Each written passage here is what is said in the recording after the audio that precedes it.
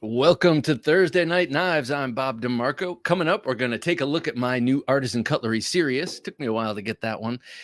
We're going to give away a Gentleman Junkie to a lucky Gentleman Junkie. We're going to give away a real steel Scylla. Thanks to Dave, this old sword blade reviews. Thank you, Dave. And then we're going to talk about emotional support knives. The concept has been coming up over and over. I guess that's because I've been pushing the matter. But it really, those are the knives that you tote around with you. Well, those are the knives I tote around with me. I'm not expecting to use them, not even carrying them, but bringing them with. And then in certain spots, like in the car or famously at work, not famously, but usually at work, I have some spaces where it's totally, maybe not appropriate, but totally doable to have a couple of knives on the desk and to be flipping them, getting to know the knife, but also dispelling any sort of nervous energy. I have a tendency to want to hop up out of my chair constantly when I'm working. To have a little fidget toy there, a little emotional support knife, just kind of helps me stay put. All right, so we're going to talk about all that and more tonight on Thursday Night Knives. Hey, Dave, good evening, sir. This old sword blade reviews with us. Good evening, Bob, Jim, and knife lovers. Good to have you here, sir. Giving away that beautiful Scylla tonight. That's another hard one to pass along, especially once it's been, kind of mingling about for so long. Byron Kennedy, good to have you here, Byron. Howdy, Bob, Jim, old sword Dave, and junkies. Thursday Night Knives, he says. Yes, indeed, Byron. You could be a lucky winner. sorry for the radio announcer voice. Never enough knives. 007, good to have you with here. Good to have you here with us, sir. Cheers, junkies, he says. Here's to mirror edges and glassy actions. Very nice. I was just asking someone about mirror versus toothy. And I was on the Knife Perspective podcast, and there are two knife makers on that show, Dan and Kyle. And I asked them, and they said, depends on the knife, depends on the geometry, depends on what you're using it for. Because I was saying, what do you prefer, that sort of super smooth polished edge or that sort of toothy edge, grabby edge? James Moore, good to have you here, James. I thought up a perfect knife design, the inverse knife design for James Moore, because I know so much about his tastes. And I thought it would be fun to design a knife that goes against all of his tastes, and in the hopes that it'd be revelatory, and he'd be like, oh my gosh, I actually do love Tontos. I actually do love mammoth bone, with a wooden bolster, so that's for you, sir. Someday I will draw it and I will show it to you, but it's recurved too. Yeah, I want to do a pocket check. I also want to make sure to thank, before I even get to the pocket check, because I frequently kind of push it and I forget, and I don't want to forget. I want to thank our new patrons. We have two new patrons. Colin Maison-Pierre, he is one half of Devo Knives with Kev, Lefty EDC, Kev Johnson. And man, I had him on the show, and he sent me their knife, their new growler to check out. It was so cool. I had it for couple of weeks, really beautifully done by Shieldon, and just a really nice design, a great blade, everything about it. And then he turns around after doing me that solid and does me the solid of becoming a Gentleman Junkie. So Colin, double cheers to you, sir. I thank you very much. And then also I want to thank Zach Williams, also a new Gentleman Junkie. Thank you so much, Zach. Your patronage means a lot to both Jim and myself, and we resolved to put that patronage to good use. So thank you both, gentlemen and scholars, is Colin Maison-Pierre and Zach Williams. Thank you very much. And tonight you will be entered automatically into the Gentleman Junkie knife giveaway for the Scylla. Did I see, I think it just caught up with me. Did I see a comment that Dave wrote that was kind of corny about Super Scylla or Supercilious or something, a play on words? I have a feeling Dave is a punster, and I work with one who is just, wow, a lot of them are good. Supercilious Knight. Exactly. Yeah, I work with a guy who is, he's legendary on the draw with these puns. I can see himself biting his tongue frequently, which is a good thing. It would drive me nuts if it was like everything I said. But Kay Mason, good to have you here, Kay. Also in the running for the Scylla tonight. Good evening, Bob, Jim, and all, he says. Well, since I have it in my hand, let me show off the Scylla for a second. Blame Dexter, good to see you here. Hello, he says. Hello to you, sir. This is the Scylla by Real Steel, and I'm shocked I just said Real Steel without first saying Steel Will. This is Real Steel. Really nice production here. You've got nicely chamfered and shaped G10 on steel liners. You've got anodized aluminum, nicely blue anodized aluminum backspacer. You have a pocket clip that swaps to the other side. They actually ship with the other pocket clip, kind of like a cold steel that fits that curve. But as we go towards the pivot, that of course is the special part. Look at that interesting pivot. I remember when this came out, I was attracted for two reasons. First of all, it's called the Scylla, and I love the Odyssey. And the Scylla is the legendary monster with 6 heads that's up in the rocks when they're going between Scylla and Charybdis. Charybdis is the big whirlpool, so that's where caught between a rock and a hard place comes from. You know, they're screwed either way. So he decides we'll go closer to the rocks. Odysseus says we'll go closer to the rocks, and then only 6 people are guaranteed to die. Whereas if we get sucked down into the whirlpool, we're all dead, including me, and I'm the most important person on this ship. So they go towards the rocks, and Scylla comes down and takes 6 of his finest men, and probably some more, and they scream, and the men cry as they row away, and they hear their friends being eaten alive. It's, man, if you haven't read the Odyssey, find yourself a good translation. It is the best. It is so cool. Monsters, witches, sex, revenge of the bloodiest kind, and just a great story. Anyway, or poem. I believe it's an epic poem. Anyway, so this is named after that mythical beast, so I love that. But look at this pivot area. Isn't that weird where the thumb stud is? It's like, this is sort of a proto front flipper. Like, this came out before front flippers were at least a big deal anyway. And not that long ago, I remember when this came out, we covered it on the midweek supplemental, but you can use it like a thumb stud and just flick it. Or you can, let's see, can you reverse flick it? Let's see. No, you can just, no, you can't reverse flick it, or I can't, but you can use it like a front flipper like that. You can also do it with your 4 fingers. So lots of cool ways to deploy this knife. And it just has a very cool look. It is a liner lock here, and great shaped blade. It puts the tip down the center line, and then it has that it has a gently bellied blade, so that it's good for utility stuff. It's good for self-defense, but really it's just a great EDC and unique. This one's a conversation starter with this whole area right here. It just depends on who you're with. So you're not necessarily going to whip this out, like, say, around your boss who has no idea about knives and doesn't care. Check out this pivot. Isn't that rad? I mean, like, you ever see a thumb stud cantilevered out like that? Have you? It's sort of like a proto front flipper. She'd say, I'm going to call human resources. So anyway, that's it. That's what we're giving away tonight. Love this. This is D2. Beautifully done. I like Real Steel. Yeah, this is Real Steel. Sorry. No, Steel Will. Oh my God. See, every time. I called this a Real Steel. This is a Steel Will. I do this every time. Sorry, Jim. Messed up the graphic. I am sorry. One and all. Whenever I say Real Steel, just assume it's the other one, and vice versa, because I just cannot get them straight. But this one is a Steel Will. Okay. And now, to me personally, I kind of put Steel Will on a slightly higher plane than Real Steel. So that's a good mistake that I made. There you go. That's what we're giving away. Why can't I get those right? Bob, because you're stupid. Or is it just because steel is in both of them? It can't be. It can't be. Knives. Oh my God. Look at that, Jared. Thank you, sir.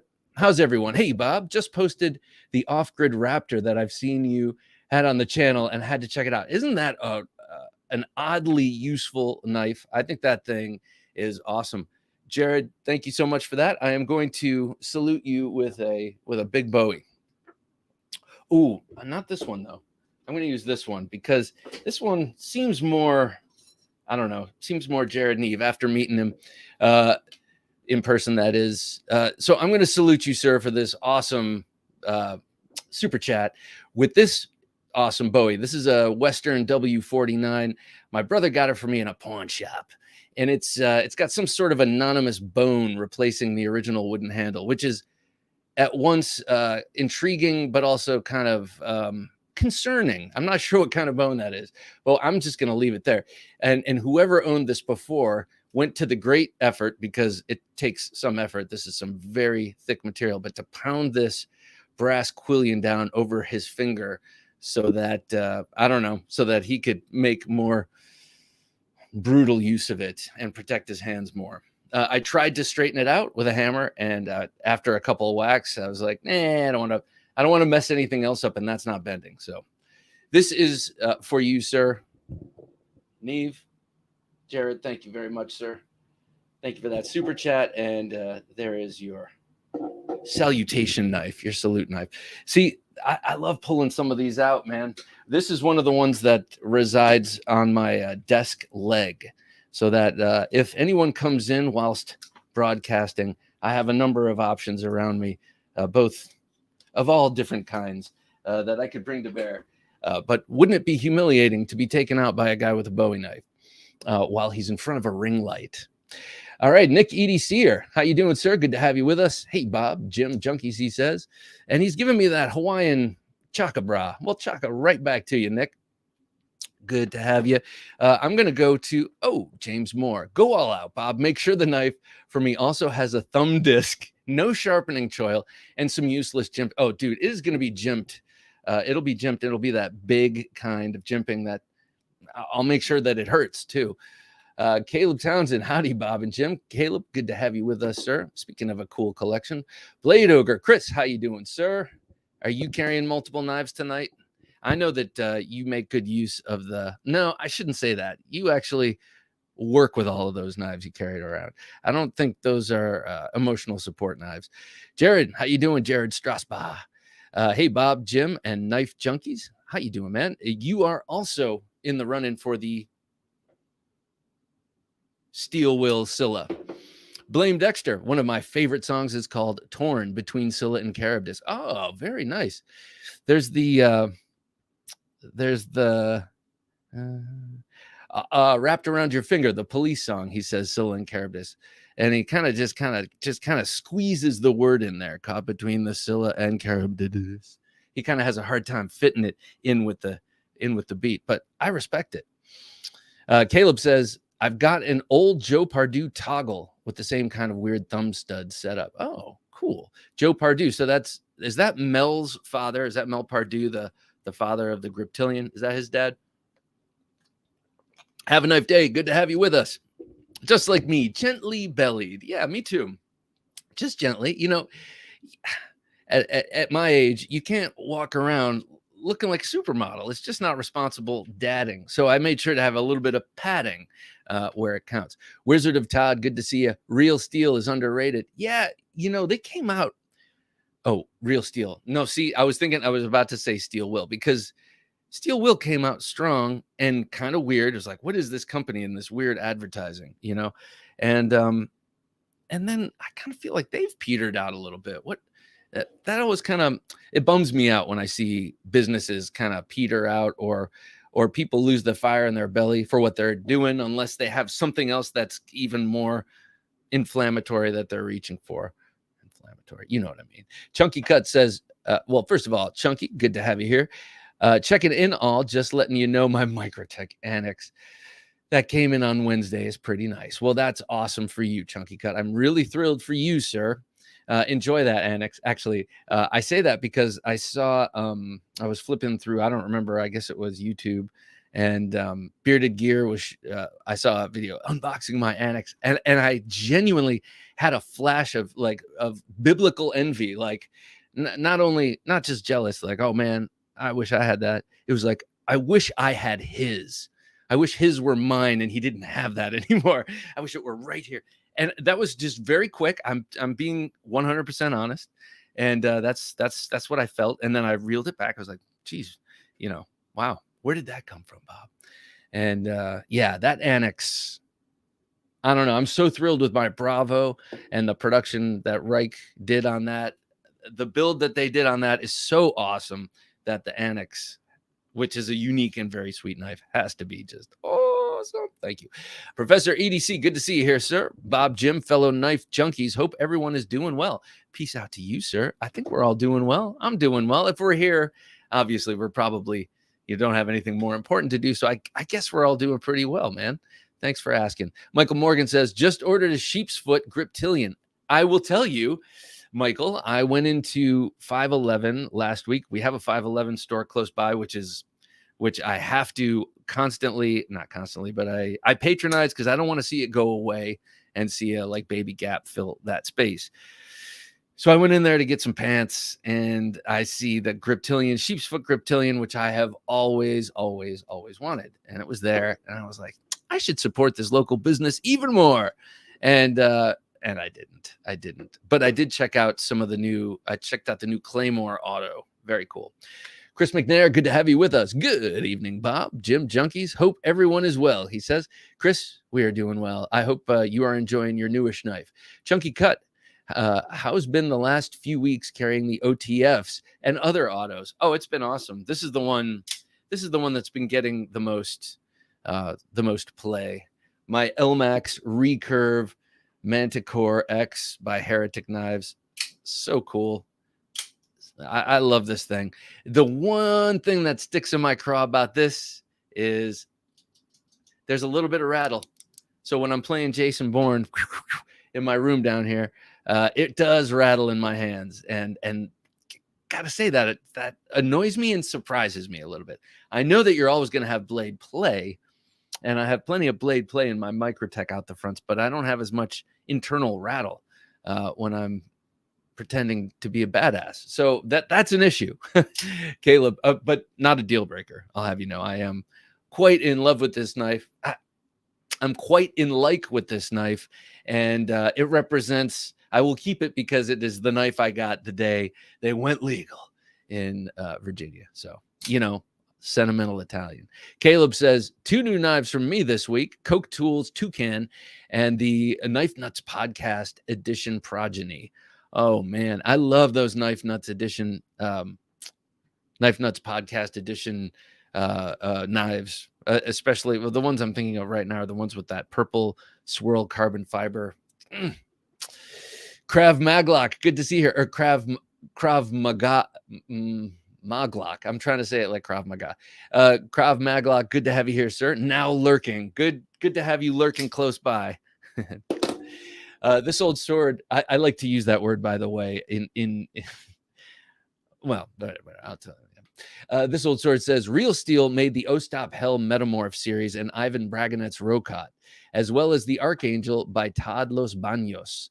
Not lightweight designers. No, the Archangel I don't remember. The Rokat I love.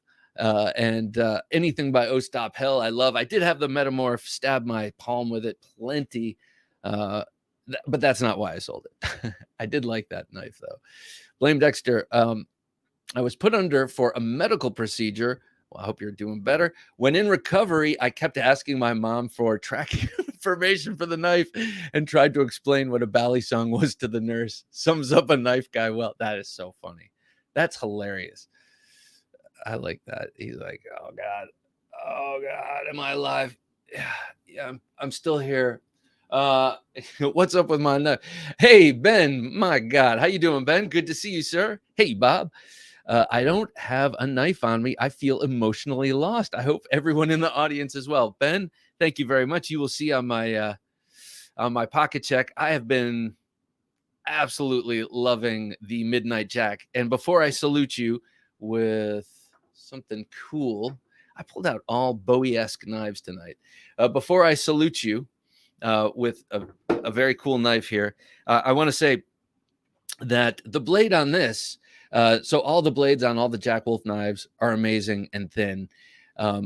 Something about this one, and it's because I used it in a certain way. I know I've talked about it, and I hope no one's getting sick of this story if you've heard it, but I used this to slip between a shipping label and a cardboard box and damaged neither.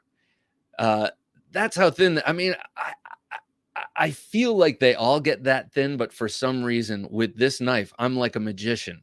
And I love this knife. I love this blade. Very well done. I'm not sure. I'm sure there might be one or two left in one of the dealers for Jack Wolf Knives. You can check. I know he had a listing up on Instagram, but definitely this thing's amazing. I love the full height hollow grinds. They really agree with me. I really like them. And on this knife in particular, it was just, I don't know, maybe that perfectly straight edge I was able to control in a way, but I thought it was a bit of magic there. All right, so enough of that. Ben, thank you so much for this super chat. I hope you get a knife on you shortly, very, very soon. Hopefully you're just traveling or something.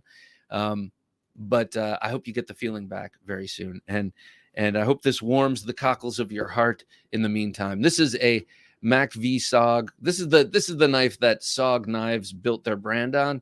And unfortunately, they didn't stick to this paradigm. I like this style of knife. They did a lot of knives like this with the stacked leather and the different shaped blades and hollow ground. This is in AUS 8A, I believe.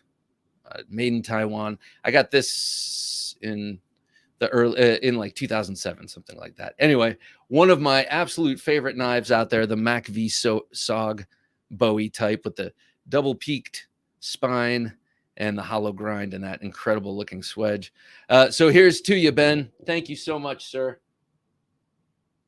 Thank you for that super chat. And there is your Sog Super Bowie. Now the Super Bowie has a 7-inch blade, much like a K-bar. Or any other combat class, like a Randall 1, Model 1. But the original Sog Bowie was a 6-incher. And man, I've always wanted one. And I saw one in a cabinet at Blade Show, and I didn't get it. And I should have. I just should have. There were so many things that I didn't buy there. Like all of the things except for two. But it's hard to find those old Sogs. I should have just gotten it. Michael says, I have the Poltergeist Works Real Steel Terra. I love Poltergeist Works. And I don't know, you guys, I'm sure you follow NAF Sergeant, but he recently has shown off. I'm not sure if he did a full-fledged video on it yet, but a Poltergeist Works from, presumably from Poltergeist Works in Poland, Jacob, I can't remember his last name, if I could ever pronounce it. But I love his designs, and you can pick him out of a lineup. I mean, he has a real style developed out of repetition and experience, and I love his style. So anyway, check out NAF Sergeant. Check out his video on it. Have a NAF day. Have a Knife Day says, I'm ordering a blackout Praetorian tee through a local vendor. Very nice. So that's the all titanium Praetorian. That's another knife. I mean, in a way, I guess I miss every knife I've gotten rid of. The Praetorian, I miss only because it was a cool thing to have in the collection, kind of an audacious design that points back to a certain point in time. I remember when that came out, just thinking, God, that's ugly and ridiculous. And it took me a while to come around. It's still a little ridiculous, but I don't find it ugly. And it's a hell of a sharp knife. So the Praetorian is I remember when I showed my wife the Praetorian, she's like, oh, come on, Bob. And I was like, what? James Moore says, best real steel, Megalodon 2017, kind of a budget Shiro. And they came out with, White Mountain Knives came out with the Megalodon, what do you call it? Exclusive last year, I believe, with a canvas tan micarta that looked great. And it was titanium. I believe it was a titanium frame lock. So it looked so good. And it has that cool S-shaped cutout. I've never had or held that knife. And that's one that I've always kind of had my eye on. K Mason says, I have a pair of 3 on the way off the secondary with some sweet scales from Blades We Love. Ooh, that sounds nice. I like Blades We Love. I follow him on Instagram. That sounds nice. Everyone keeps saying I should. Well, no, they're not. People don't keep saying I should get a pair of 3. I'm kind of looking for people to tell me I should get a pair of 3. But before I do that, before you convince me to get a pair of 3, you got to convince me to get a Manix 2. I've been looking at Manix 2s. It's funny that Jared was on here because I was watching one of his videos and he showed his black bladed Manix with the titanium handles. It just looks so cool. And we know I go on looks so much. Have a knife day. I wish that Sog would do a release of their foundational designs. I agree. Like the Covert was really cool. There's the Desert Dagger, which they later called the Daggert, which I thought was just corny. And then there were a couple of others. The Recon Bowie had a weird shape I never really cared for, but it would still be cool to have. Anyway, Krav Maglog says the Emerson Black Shamrock knife brings me comfort. Excellent. The Black Shamrock knife is a cool one. It's I remember when that came out. It's a nice Bowie shape. He does so many cool Bowies. Watch that Kali sword salute with shorter blades. You might be adding unwanted features to your not my forehead, to my mic, man. Because I come here and then I go.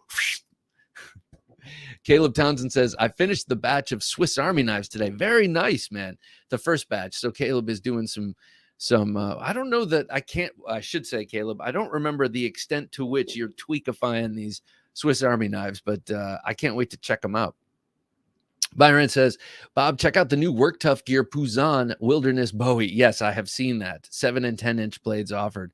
Looks awesome. I think everything I see from Work Tough Gear looks awesome. I don't quite know. I got to learn more about that company. I don't know. Is it like just one mad genius who takes a bunch of not random, but takes designs from the not the public, but is he just some random genius who does collaborations and does cool fixed blades and small runs? Because that's the vibe I'm getting.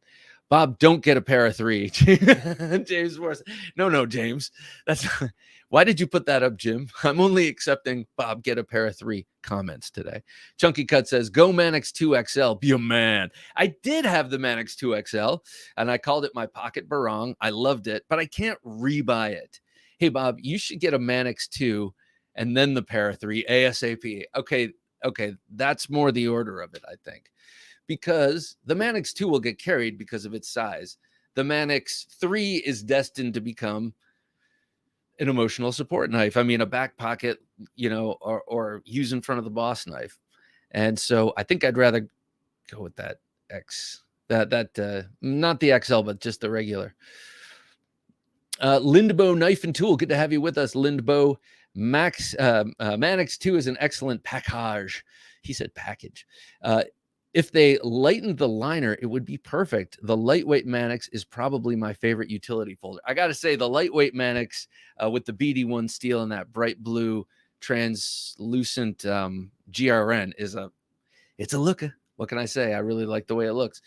Chris McNaris, and I have a feeling that BD1 steel is positively adequate for cutting the threads off of my collars and for cutting my sandwich. So Chris McNaris says, skip the pair of 3 and the Manix 2. Oh, the Manix 2 is way more your speed. Well, I also like, I prefer the fidget of that kind of a lock. It's more like an axis lock in the actuation, not in the internals, but in how you use it. And I think I prefer that over the compression lock, though I cannot wait for the military 2 with the compression lock and the clip on the right side. I can't wait for that to come out. That to me should have happened at least 10 years ago. But anyway, I've been really impressed, says Linbo, with the carbon fiber Native Chief. So I had a Native Chief, another one I regret getting rid of because it was a full solid 5-inch or 4-inch blade. I love that thing. That was a great thing. It made me nervous though because of that tip. It was just destined to break, so I got rid of it before I dropped it on my concrete floor here. Hey, we have KC. How you doing, KC? Hey there, Bob and Jim. You got to check out KC's. Go to tempestknives.com. You'll be happy to know KC and I work in kind of the same industry or a similar industry. Anyway, at my office, I took a Tempest Knives. And in my locking cabinet, I put a Tempest Knives sticker. And just because I happen to have it with me, I'm like, I'm putting that there. It's going to live there. And then, I don't plan on working there the rest of my life. When I leave, the next person will be like, Oh, Tempest Knives. In any case, I'm sending you over there to check out the pre-order of the Pinion, which is awesome. My video is going up of it tomorrow, and he let me have it for a week and a half or 2 weeks, which is generous, and I really, really, really enjoyed it. And I got on the pre-order for that, and it's black micarta, and let's get it fully funded, man, because I want that knife. So go check it out. If not for me, do it for yourself, because it's an awesome knife. This old sword says, carrying these today. Fantastic off-grid Scorpion. Oh, you got the new one. The new one, right? The Concept Entity. Oh, that's nice. By Nalu Knives. That's up my alley right there. And Dirk Pinkerton's Little Urban Bowie. And Dirk Pinkerton, what did I have? What was I just playing with? Oh, the Cave Bear. I had this and this out. And Dirk Pinkerton, and this I got from Dave, actually. We did a trade. But Dirk Pinkerton, man, everything he touches is gold. And he like kind of flies under the radar a little bit. I mean, his personality is, he's so chill and he's very nice. But he's not ostentatious and out there, and he's not attention grabbing, but his knives are, and his grinding is insane. And if you're looking to get a really sweet hand ground custom knife, I gotta say, at a somewhat affordable price, more affordable than a folder will be, go check out Dirk Pinkerton. He does a lot of cool ethnographic style blades too. Like he does a Jambaya. I have a Jambaya on the wall. He does like a Jambaya, and he does a Kinjal. No, Kinjal's a sword, I think. Anyway, Dirk Pinkerton, awesome. All of his production stuff is cool. And check out his custom fixed blades. They are awesome. Okay, this is called the Cave Bear, by the way. Our eyes met across a crowded room at Blade Show 2021. It was beautiful. Blade Ogre carrying the Hinder XM18 recurve. I love that thing. I think yours is the blue-handled one. I love that recurve. The Spartan Palace, as in Athena, the AD 20.5 with Dragon's Blood scales. That sounds cool. Dragon's Blood. Arcform Slimfoot. That's cool. That's the Tough Knives design. GEC 29 in molasses and grits acrylic. Molasses and grits acrylic. I like that. I can sort of imagine what that looks like, but I can't imagine what the 29 is. I can't remember what that is. The Freeman 451 neck fixie. The ASK. Oh, okay. The ASK and the Castillo Navaja. Oh, by the way, I've been looking up Navajas, trying to find a good. I want, like, every Navaja I have found looks cool and isn't the price I'm expecting or wanting. Like, if it's like at least $100, I'm like, okay, so this is a nicely made. I don't want to get some tourist piece of junk. I mean, let's see, I have one somewhere over here. Well, it was a friend from a gift. I shouldn't call it a piece. It was a gift from a friend. Shouldn't call it a piece of junk, but it's not the Navaja I want. I want one with a ratcheting lock and the whole 9 yards. But so that was 8, I believe, Chris. 8 knives on you today. But since we found out that you're built somewhat like the Incredible Hulk, it seems to work. And you wear the 511 pants with the hidden pockets like I do, which adds a lot of knife capacity without drawing attention. Weston Probst, good to have you here, Weston. Something about that name, Weston Probst, I like. Hey, he says. Well, hello to you, sir. Chunky Cut says, while we're talking Spyderco's, got a Gail Bradley too with my Carta scales last week. Ooh, very nice. Fits into a weird spot, similar to the hybrid between an Umnumzan and a 0640. Huh. Umnumzan and 0640. I mean, geez, that's a good looking kid. 9198 David says, made it. Yes. Happy Thursday Night Knives. 9198 David, good to have you here, sir. We have not given away the Scylla yet, made by Steel Will. Got it right the first time. But this is our Gentleman Junkie knife giveaway knife for the month of July 2022.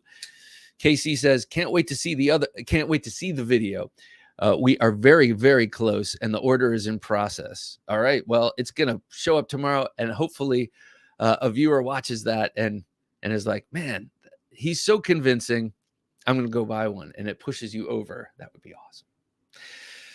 Blame Dexter says, carrying today for about 10 minutes since after I woke up from nap time after my procedure, Midnight Jack and my Glider Co. Antarctic. Well, what on earth is that? Glider Co. Antarctic. Is that some sort of a flashlight? But Midnight Jack, what covers do you have? I have the green covers. What covers do you have? Oh my gosh. Have you guys seen the purple? The purple carbon fiber? God, it's so nice looking. Nice looking. I'd love to have that on a big flipper or something. King Snake, Jake, good to have you here, King Snake. Good evening, Mr. DeMarco. Always a pleasure. Why, thank you, sir. Same right to you, Mr. Jake. Today's carry is a Spyderco 100 Pacer. That's cool and very apropos to your name, because the 100 Pacer is a snake that bites you and then you die within 100 pacers. Within 100 paces. It's also a very cool and aggressive looking, but also odd, like most Spydercos are, large Spyderco folder that I think is very cool. Good choice. I had the Devo Growler and the QSP Hedgehog Protos today. Nice. That Growler Proto is pretty sweet. I'm sure you would agree. I really like how they made it such a big and broad and full, continuously bellied blade, but also gave it a point. I love points. I mean, I love the look of a sheepdog, but I've never gotten a sheepdog because I'm like, yeah, but what about the point? You know, some knives like the off-grid Cleaver V2 comes to enough of a point that you could, you know, I don't know why. It's just I guess it's a peccadillo.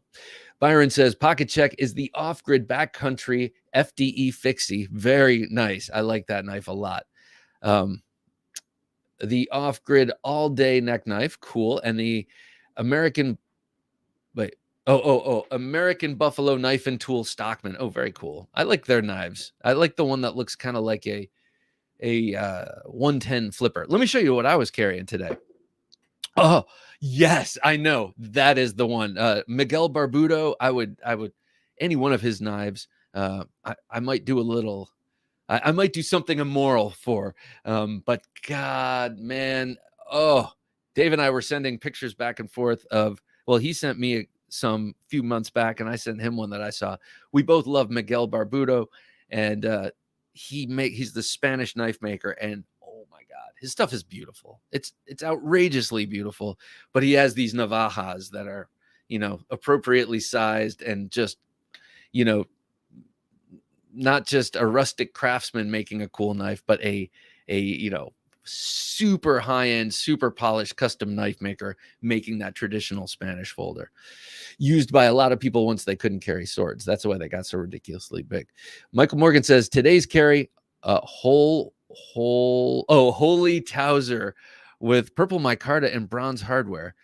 Holy Towser. Wait, so let me ask you this. Did you have a Towser K? Did you like send it to Hilltop and have it modified, or did they make a Towser with a hole and purple micarta? This sounds, and bronze hardware. This sounds like a custom deal, and I love it. And I love that Towser K. What a cool knife. Today, let me show you what I had. This is a pretty cool one. And well, I mean, this has become probably my favorite EDC of late, and it's the Resco Instruments Gooseworks knives. Okay, Resco Instruments is the watch company. Their little knife outfit is called Gooseworks. And this is the Mekong Delta Combat folder, and I love this thing. It's made by Bestech. Originally, I thought it was like an American produced. It feels like it feels really, I swear, it feels a lot like a Spartan Harzy folder. It feels a lot like a kind of feels like a Chris Reeve knife. Feels like a Les George VSEP. It feels like an American-made heavy washer knife. It's not heavy. It's been weight relieved, but it still has a density and a solidity to it, and like a side-to-side solidity that feels like all of those knives I just listed. So I assumed, like NAF Sergeant, that it was made in America, and then found out it was made by Bestech, which just goes to show how freaking awesome Bestech is. They never cease to amaze me. They never cease to impress me. They're knives under their own label, like this Kambu. Kambu's an exclusive designer, you know, working exclusively for Bestech, making all these stylish knives. This is a G10 version of his titanium Ornetta.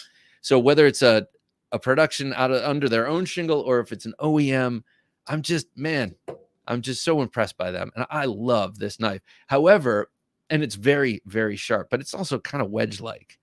And today, there was a big meeting at work with my whole division, and it was a lunch thing, and it was very nice. But I had an apple, and I tried cutting it with this, and it did wedge it. I put it about a quarter of the way in, like, and then I had this vision of me in front of all of my colleagues, like pushing just a little too hard and it going all the way through and like cutting deeply into my hand and trying to casually play it off and walk out as I'm just dripping blood oh, it's okay. It happens to me all the time. So I stopped, and because it was not easy slicing with this blade. So I just kind of twisted it and just sort of broke the apple open. So not every great knife is a good apple slicer. That's for sure. I had two other emotional support knives back at my desk that would have done a fantastic job, but I just didn't have them with me. I had the Mekong Delta Combat Folder. So I was ready for combat, but not an apple.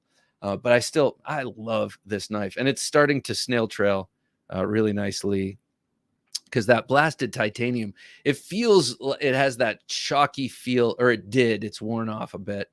It had that chalky feel of like a new Microtech.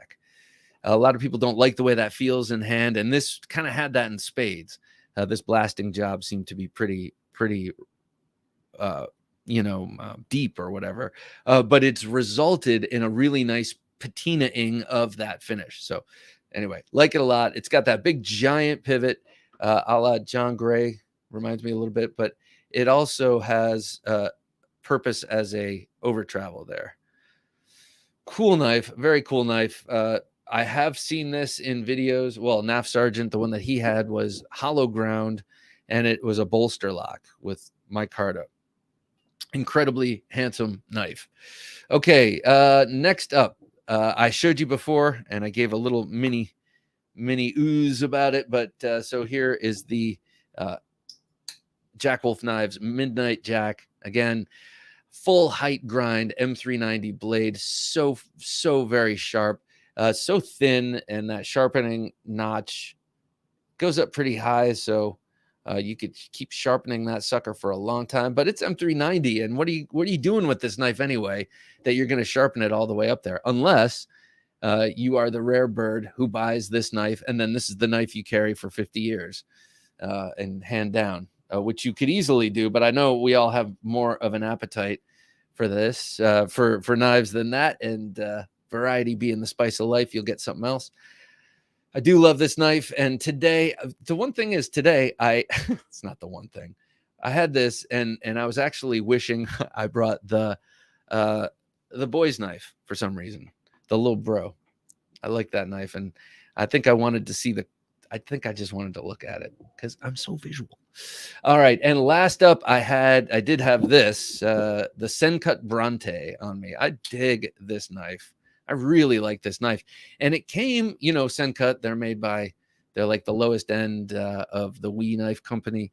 And it's sort of or I guess I should say, has replaced Civivi in the price range. And man, this thing came a little bit stiff, I got to say, but it is broken in so nicely.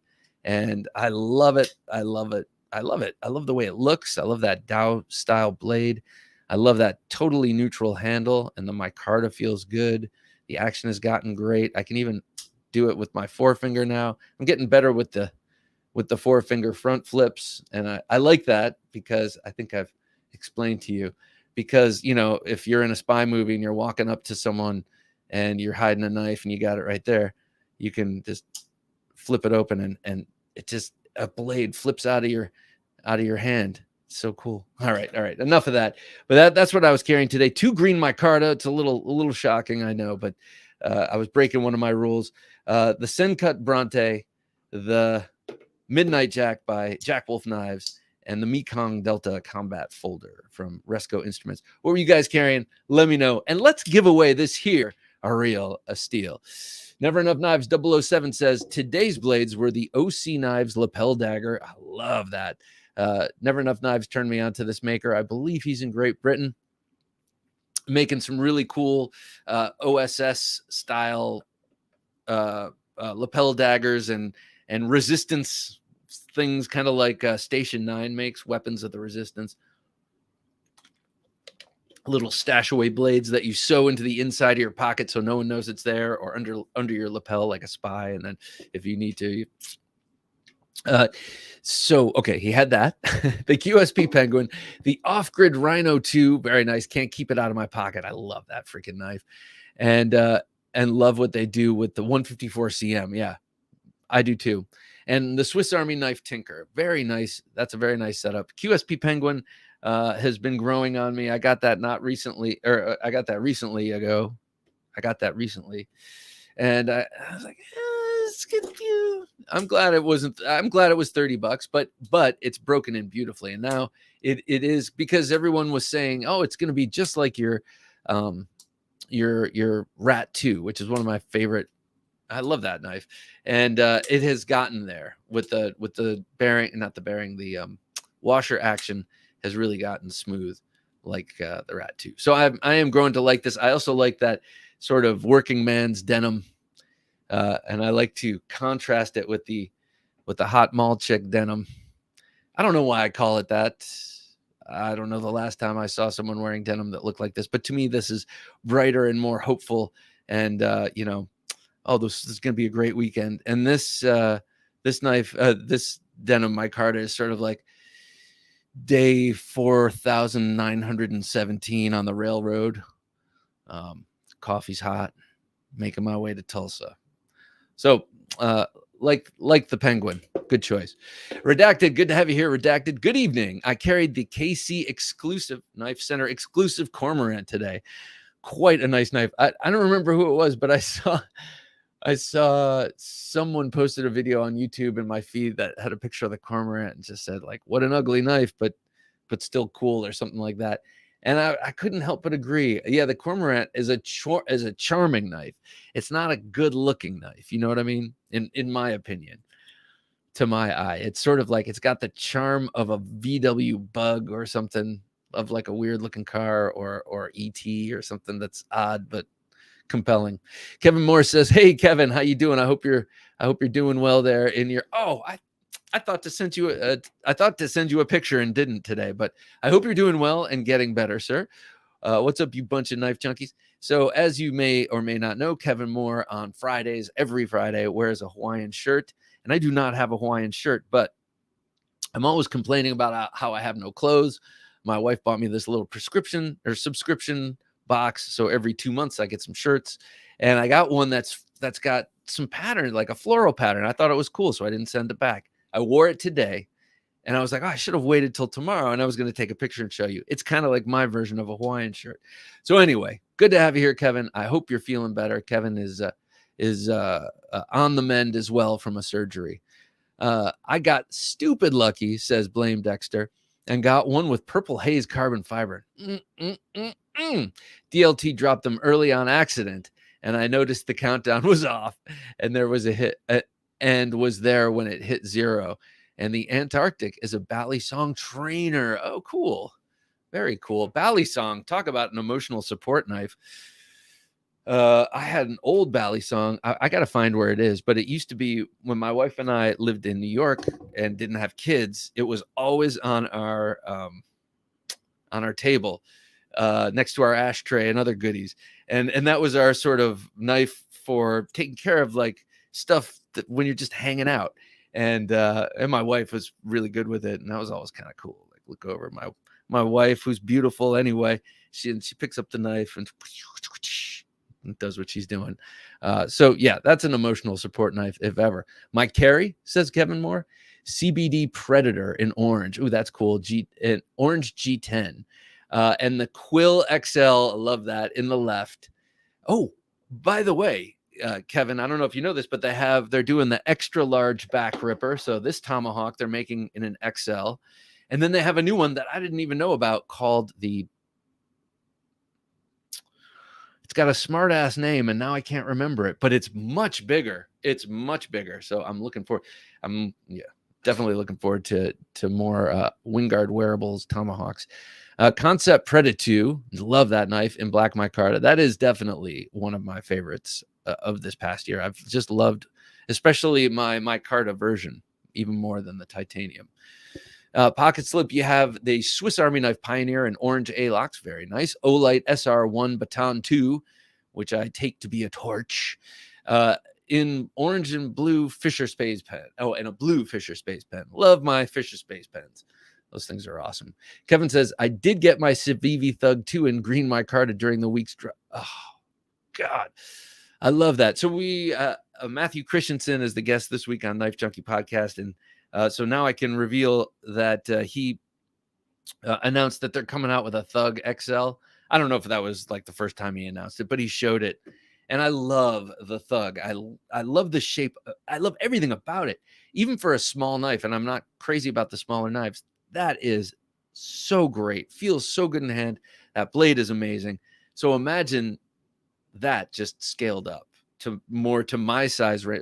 More to the 3.5, 3.7 inch blade size. Oh my God. Take my money now. Caleb says, today I had my Coke Tools Toucan fixed blade. I'm not sure I know which one that is. Spyderco Little Lum. I do know what that is. I love the lum. It's that Chinese shaped. And a little custom Swiss Army knife. Very cool. Oh, one that you customized, I take it. And the little lum, I'm right? It's that teardrop Chinese knife. Projects with Paul. Hey, how you doing, sir? Good to have you here, Paul. Hey, everyone, he says. Hey, right back at ya. Casey says, Ben's knives are all so great. I agree. Had the laid back jack yesterday. My midnight is on loan. Man, careful who you loan it out to.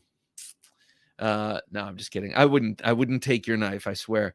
Especially if it had the same color micarta handles. I wouldn't take your knife.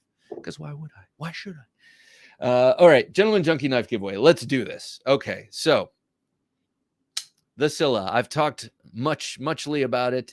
We're an hour into the show. Let's give this sucker away. Jim, let's pull out the wheels, shall we?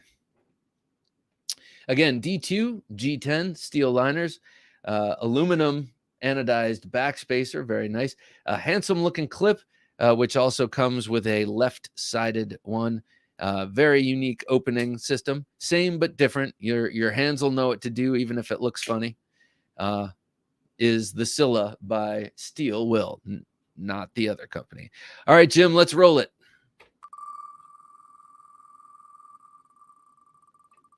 I can't look until it stops. No way. Jeez. Oh, man. Jock. This is going to start feeling not random. Jock has won a couple of these, man. Congratulations, Jock. Jock, you just won the Steel Will Scylla. The Steel Will Scylla is going across the shock to Jock over there in Great Britain. Congratulations, Jock. Man alive. You got some luck on you, sir. All right. So this Steel Will is comes to you courtesy of me, of course, but actually Dave, this Old Sword Blade Reviews, donated this to the channel, and it's greatly appreciated. Dave, by the way, his collection, if you're not following this Old Sword Blade Reviews, you're missing out because he's got such an incredible collection, and he's been in hyper acquisition mode. I say that because there's some jealousy in that statement, not envy like before, just jealousy. And I love his collection. I love his taste. We have some very, very similar tastes. And the thing about Dave is that he calls himself old, but and maybe in age he's older than some of us, but that man can move, and he is he's a Kali expert. This guy Dave, he trained with some greats. And you can still check out some videos of him doing cut tests with some of these great Filipino swords of his own on his channel. So check it out. Thanks, Dave, for all your support. And thank you, Jock. And, of course, thank you all Gentleman Junkies and traditional junkies and tactical junkies for your support of the Knife Junkie podcast. It is greatly appreciated. All right, so let's talk emotional support knives, people. I want to find out what are some of your favorites, and while you start digging them out and thinking about it, I'll show off some of mine. Now, when I mentioned before, emotional support knives are just knives that I bring with me. They're not my main carry. There's something I have with me to fidget with, and to call them fidgeters is not right. It's not doing them justice. They're not just fidget tools or fidget toys, because I'm choosing two that come with me as ancillary things. And all day long, it's like I have all these knives and I'm only experiencing one or two a day.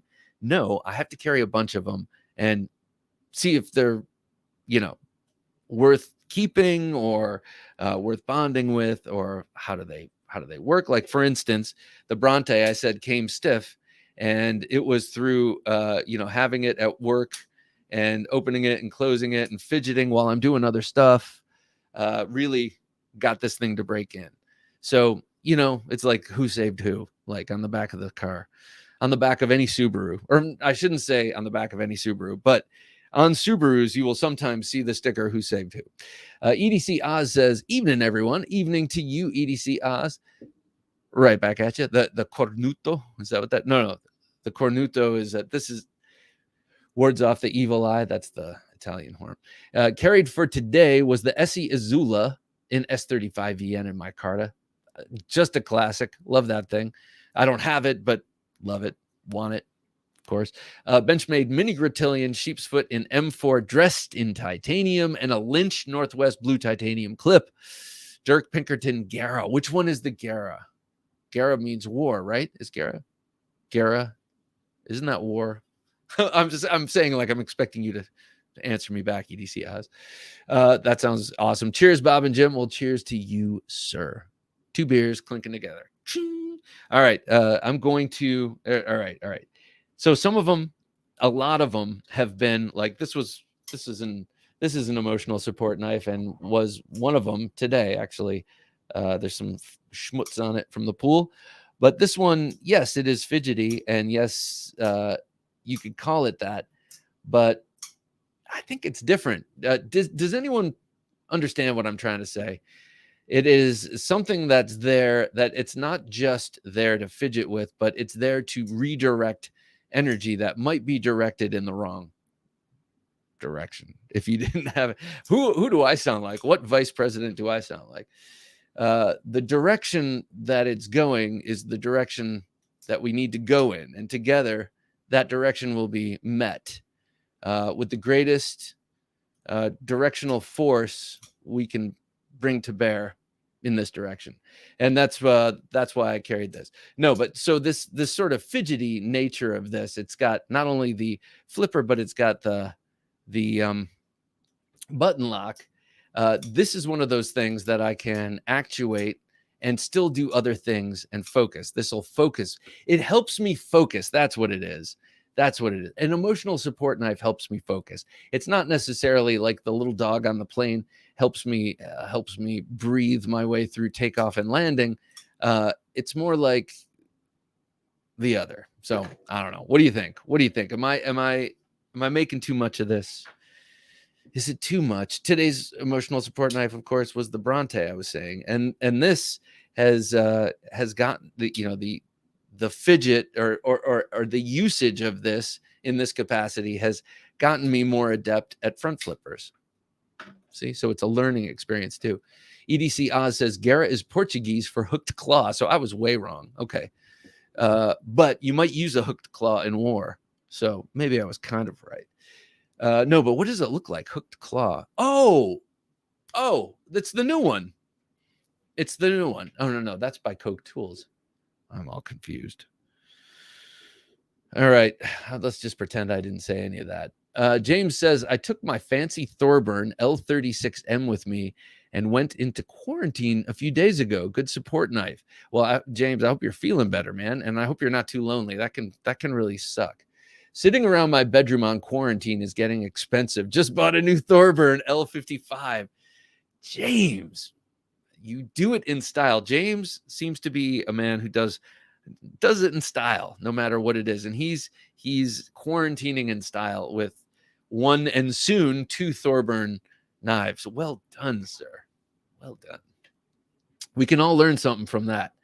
That is cool. Let me show you this. And actually, this is this is a bit of a state of the collection here, but this was with me today as well. And I didn't mention it during the pocket check because I wanted to save it for state of the collection. But this thing, it's a hawkbill made by Beyond EDC. Okay, that's what I was thinking.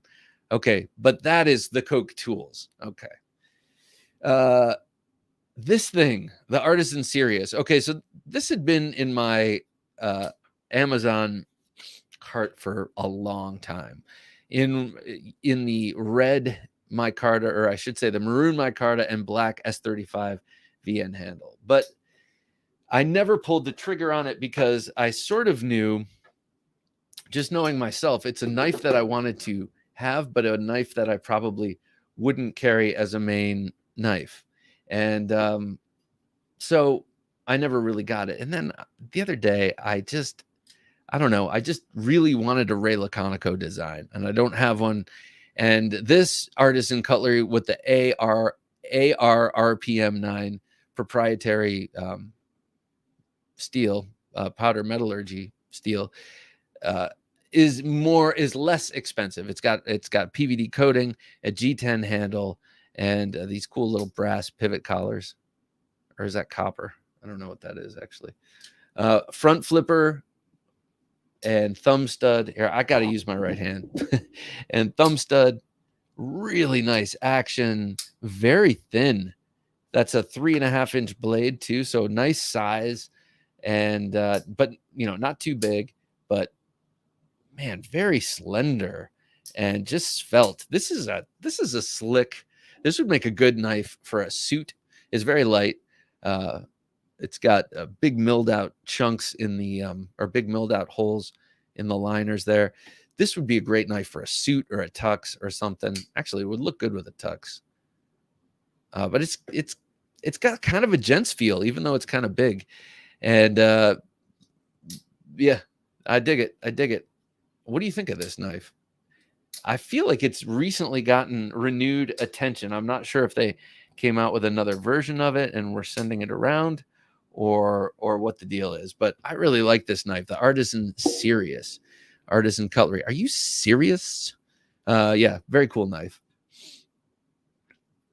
Gotta say, I do like the look of the maroon micarta with the black handle, but I don't need it I don't need it to be twice as expensive, because I know how it's going to get used. It's going to get used as an emotional support knife, or a swimsuit knife, or a pajama knife, or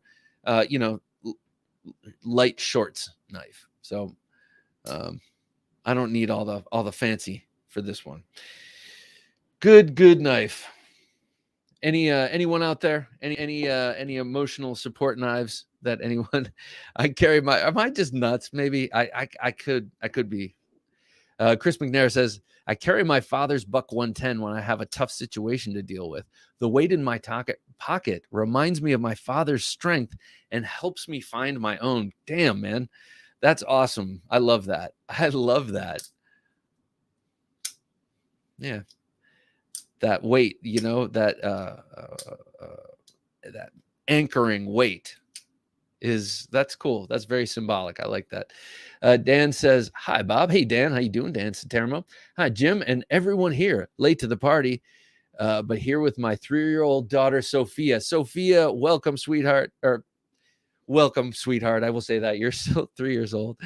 Bob usually keeps it clean. I will keep it especially clean, knowing that you're here. Sophia, beautiful name. And Sophia Satermo. Wow. That sounds like a movie star. So good to have you here with us.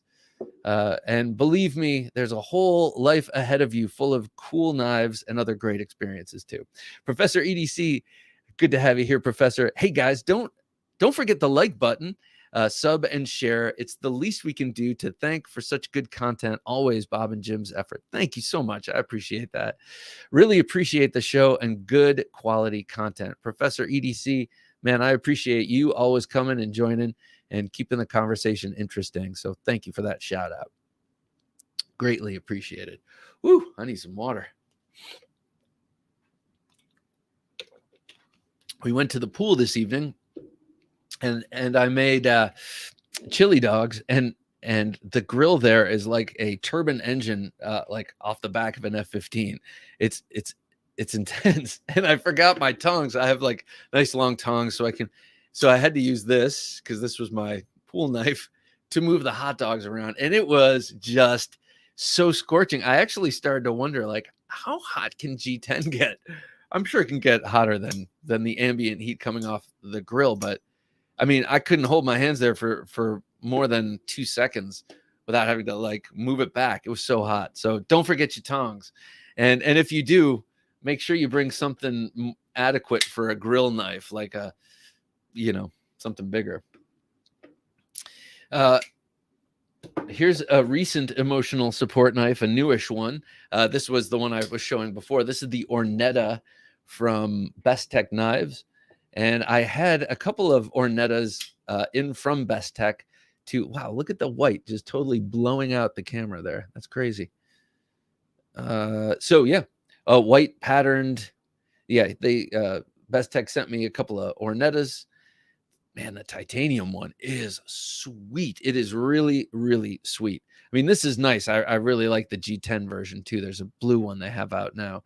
That's very nice. I like this sort of tuxedo look on this, but the feel of the titanium one, the contouring of the titanium is so, it just feels good in hand. You know how, I don't know if you have shoes or slippers like this, but I have a couple of pairs of boots that when you put them on, it almost feels better than not having them on. Similar sort of thing with the Ornetta in titanium. It almost feels better to have it in your hand than not.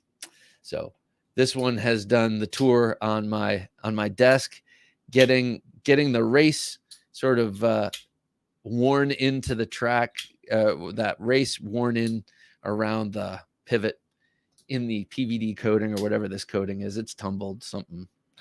Yeah. So love this one. I'll put this one down. Who do we got here? Hollywood Tactical. How's it going, sir?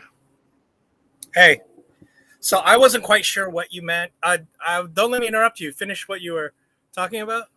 Oh, I was just going to bring something else out. So I'd like to hear what you have to say.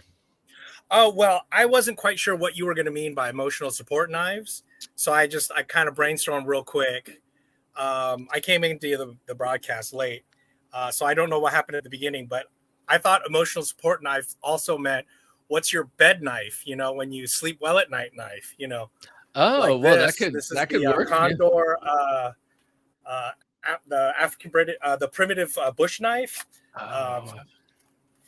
It's oh, that's cool. 1095, and I don't know if you can tell. It's got a sharpened top, just a bit there, know. And I agree with you. I'm starting to get away from like cleaver style, overly sheep's foot. Those were, they don't have a decent point on purpose. I didn't realize, I had assumed sheep's foot was named because it resembled a sheep's foot, but it wasn't. It was quite literally to take off sheep's feet, like basically clipping nails, as it were, but not having a knife because, you don't, not having a point. Yeah. For the same reason, like a spade blade. When you got something, sometimes you don't always want to spade, etc. Right? So, but that's interesting. That's exactly the opposite. This is definitely piercing. My other bed knife is I've shown this one several times, but it's this is my apocalypse knife. The Snyder, the X. I love that. What is it? The XXB, the Skull Crusher Extreme. It like the Tom Brown tracker. It has this, extreme recurve. I don't think it really even has a name, because it's not a common feature, but it does remarkable feather sticking. It aids in chopping power, etc.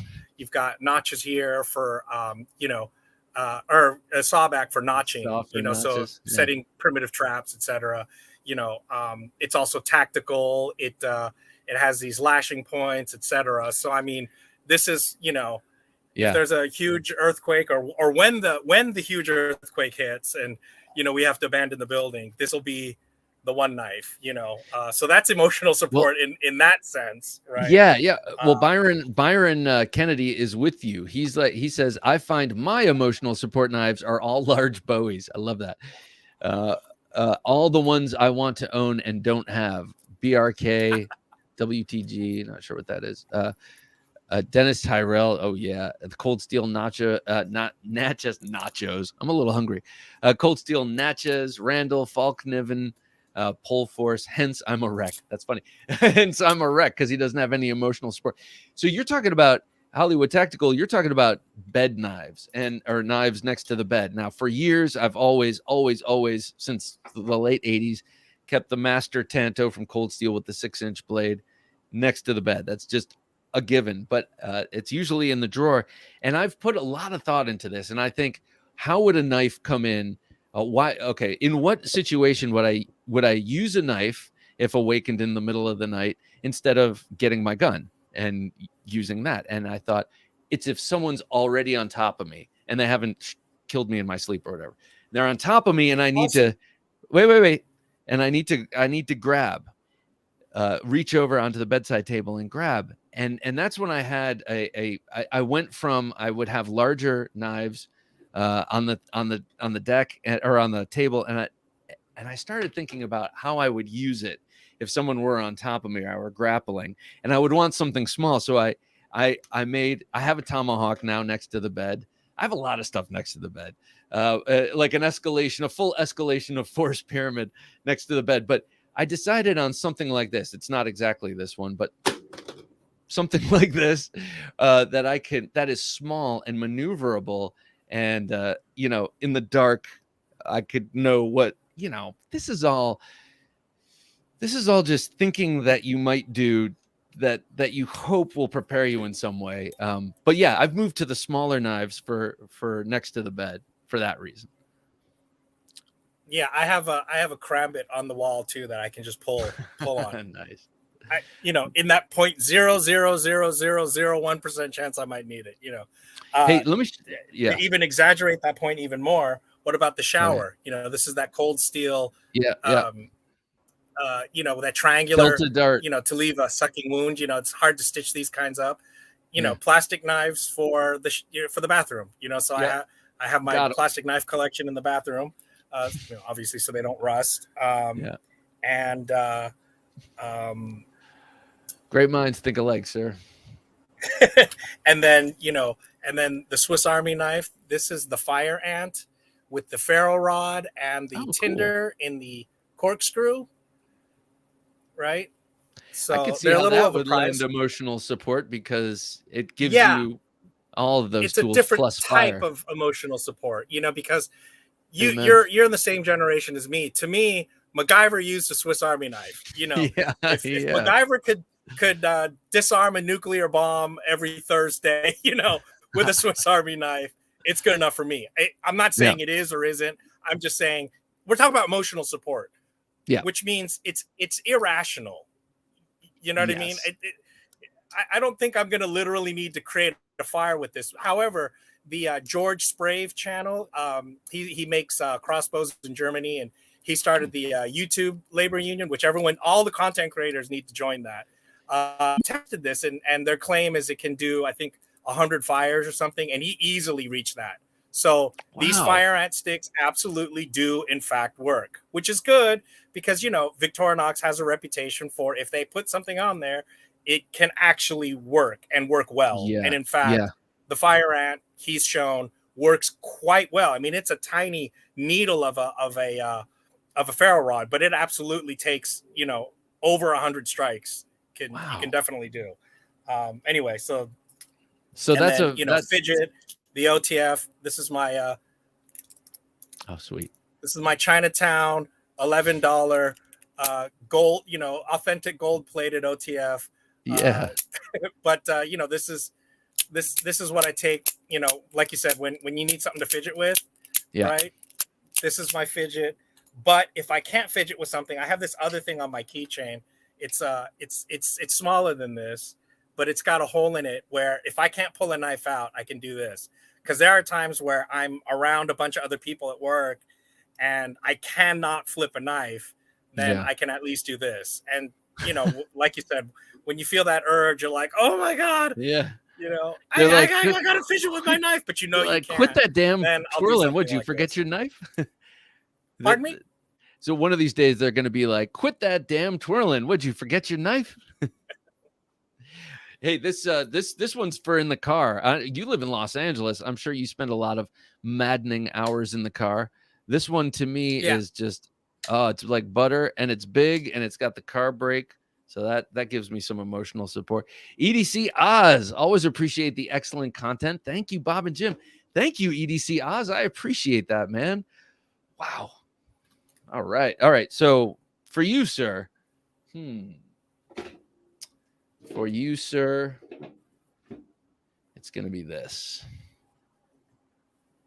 All right, EDC Oz. This is the V44 Bowie. It's similar to the one that I saluted Jared with, which looks somewhat similar. It's in a similar vein. But this is made by Bark River Knives, and this one, it comes in a number of different handles, as most Bark Rivers do. But this one is with the Moran handle, sort of a horse hoofs handle. That's what I call it. I don't know why. It sort of reminds me of a hoof, but if it's contoured and it fits the hand beautifully. This is micarta with a single pin and presumably a ton of epoxy in there. So I've never worried about this thing not being strong enough, but a single pin there. And the red, white, and blue spacers, big brass guard, and just a gorgeous big A2 blade. Man, I love this knife. This was a gift from my dad a couple of years ago. As he started to listen to the show, he started to become a bit of a knife junkie himself. And maybe that's all part of my plan. All right, EDC Oz, this is for you, sir. Thank you so much for this super chat. All righty, sir. That is for you. Thank you so much. I appreciate it. I appreciate the hell out of you. Very, very nice. All right. Dan says, emotional support, Artisan's Hyperion in copper. My first attempt at a mod. Ooh, this shipwreck patina. I love it. I've seen Jared's, and it's the first time I've ever seen it. Have you seen this, Hollywood? The shipwreck patina is amazing. It's gorgeous. I love it. It's so beautiful. Talk about customization. 100%. No one will have a knife, exactly like yours with that shipwreck patina. It looks phenomenal, and it reminds me of the Pirates of the Caribbean, the Davy Jones. It reminds me of that. Yeah. K Mason says, can't wait for the Tops Storm Vector. Have you seen that? The large sacks. It is cool. It that could give some emotional support. Professor EDC says, my emotional support blades are basically my favorite slip joints, that air of past and craftsmanship, and just the basic great simplicity of a tool done well and for an objective. I could see that. Not only, for those reasons, but also that feeling of timelessness and the sentimentality, the sentimental aspect that goes into the older materials and how older materials age. And I know that James is bristling, but that the way the old bone feels and the way nickel silver kind of tarnishes, all very, very nice. Dan says, don't worry, Bob, I actually keep a knife under my pillow. Well, you might. I don't know. I mean, Saint MacGyver. You might. Saint MacGyver, please. That's funny. So there's that because you were talking about the cormorant. Oh yeah. Or one of the guys was talking about the cormorant. This is that knife center exclusive with the black micarta. I also have the brown micarta exclusive from White Mountain Knives, and cool. I've gotten every single iteration. It really is probably the ugliest knife I know of. This is the game console type pattern, I just went ahead and collected every single version because budget friendly wise, emotional support wise, this has more deployment methods than any other knife that I know of in existence, because it both has a front flipper and a regular flipper. Plus, you can do every kind of, middle finger skill flick. Plus, with the button lock, you can just, like you can with an axis lock. So, And it is indeed truly ugly. Yeah. In every way, but it's so practical. I mean, this little ramp works great for ergos. It's got a nice hollow, slicey hollow grind. To me, this really is one of my favorite EDC style knives out there because it both. I'm a big hollow, by the way. I'm a total. I love micarta and hollow grinds. For me, I'm not going to baton with my knife. I don't need a convex grind. I don't even need a Scandi grind. I need a good slicey hollow grind. Yeah. Yep. I hear there's an XL in the offing, and that might be the thing that I get. Byron says, the question is, how do you make a small slit in your mattress and sheet to hide the Pakal without your wife finding it, rolling on it, or using it on you? Velcro? Byron, actually, luckily, my wife is, though not nearly in any way, not even in the same universe in terms of enthusiasm, she understands the knife thing. So I leave it on the bedside table. My biggest fear is going to bed, and this has happened a couple of times where I get to pull the knife out of my pocket, and I go to bed with a knife in my pocket, and that scares the shit out of me because, excuse my French, sorry, Sophia, that scares me to no end because I'm like, what if that knife comes out of my pocket and opens up? I mean, that could be serious injury. So every night before bed, I really pat myself down because I'm always carrying a knife, always. And bedside blade, never. I'm sorry. Hang on one second. I have that too. Hang on. Yeah. I love that CRKT Hisatsu. We have the Hisatsu behind our bar. I'm sorry. What were you saying, Hollywood? Yeah, no, I've been fidgeting with a knife in bed, and then I'm like, what happened to the knife? Oh, it must have fallen off the bed. I wake up the next morning and I slept on it. I've done that a lot. More times than I care to admit. Oh, yeah, that could, yeah. And I'm like, what is that? Oh, my God, the knife from last night. By the way, this is one of my newest acquisitions, the Kaiser Hiccup. And I just point out, this is the most perfect shape because that flare is exactly right for the middle finger flick. And note to knife makers, you want to make it small enough that you're like with Spyderco, your finger can get caught in it if you don't leverage it just right, if that makes sense. So you want it large enough that it fits the tip of your finger, but not large enough that too much of the meat can get caught in it, which can then catch on the way out. Yep. I think that's, I agree with you. I agree with you on that point. My lifestyle or my knife style. Good to have you here with us. Listening as I get ready for work, carrying my ProTech feathered TR4. Love the TR4 and knurled PT, little strider. Is that what that is? Knurled PT. Both I have done regrinds on, hollow freehand, taken to mirror. Wow. My knife style, you either are a very brave man or had a lot of experience before, or both, or had a lot of experience going into freehand hollow grinding. That sounds like a lot of time to freehand a hollow grind. Those beautiful blades. I know, man. Not only that, but I mean, it takes a very steady hand. Do you remember that? The Operation commercial from 1976. You don't remember that? What? Sinister Knife. How you doing, Sinister Knife? Ritter Fixies knife besides the bed, the RSK Mark III. That is an awesome one. I love that knife. Mine is an S45 VN. I'm not sure if they've changed, but that's the one S45 VN blade I have, and that is a nice knife. That talk about tall and slicey. Byron says, I like the Bark River Knives 1909 Michigan Bowie on the list. That is a cool one. That one's a long one. It's got a short clip, a little clip, and it reminds me of a Bowie knife that a good friend of mine had. It was a German knife, and he had it growing up, and it's got the same shape as that Michigan Bowie. Dan says, Sophia fell asleep on me, Bob. Let the F-bombs fly. All right, here they come. That's funny.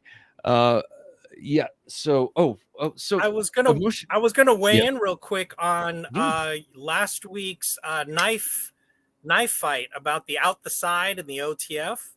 Uh-huh. I was gonna say that I personally prefer an OTF because it retracts on its own. I don't like out the sides for the same reason that I don't like assisted, because you can't just sort of slam it shut on its own, right? Mm-hmm.